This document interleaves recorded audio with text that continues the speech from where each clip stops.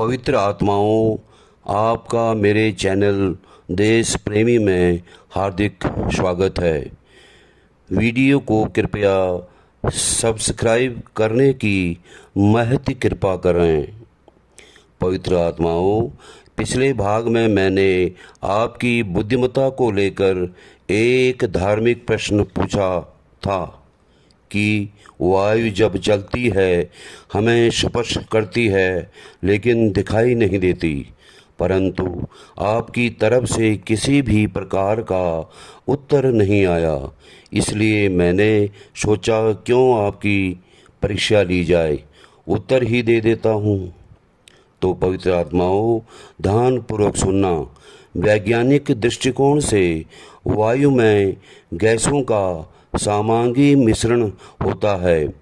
वायु में कई प्रकार की गैसें जैसे nitrogen, oxygen, argon, carbon dioxide, बहुत कम मात्रा में नियॉन, हीलियम, मीथेन, ओजोन और जलवाष्प मौजूद होती है और भी कई प्रकार की गैसें शामिल होती हैं।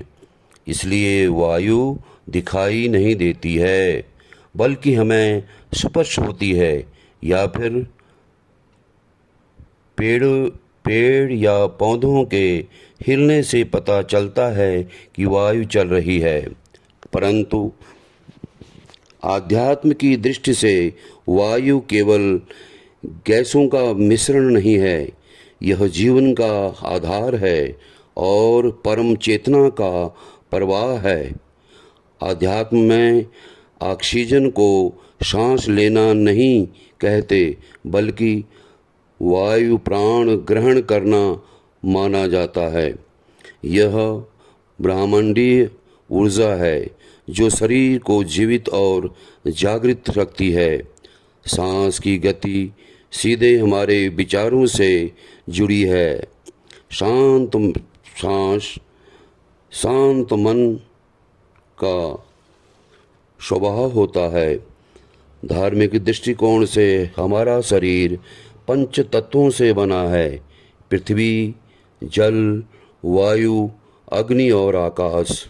चार तत्व हमें दिखाई देते हैं, परंतु वायु हमें सिर्फ स्पर्श होती है या फिर पेड़ पौधों के हिलने से मालूम होता है कि वायु चल रही है।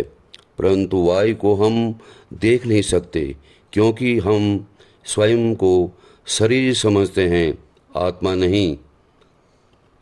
इसलिए शरीर के अंदर आत्मा रहती है।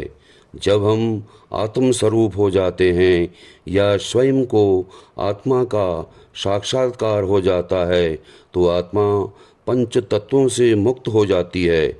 जो आत्मा पूरी तरह से मुक्त या जागृत हो जाती है वह ब्रह्मांड के अंतिम सत्य और हर अदृश्य को देखने जानने में सक्षम मानी जाती है। इसलिए सृष्टि की हर वस्तु आत्मा को इस प्रकार दिखाई देती है जैसे कांच के किसी पात्र में रखा द्रव्य बाहर से ही दिखाई देता है। इसे कहते हैं आत्म स्वरूप होना, आत्मा का साक्षात्कार होना। इसलिए पंच तत्वों से बने इस शरीर को हवा दिखाई नहीं देती, सिर्फ स्पर्श करती है, परंतु आत्मा को हवा दिखाई देती है। आप सभी पवित्र आत्माओं का धन्यवाद। नमस्कार।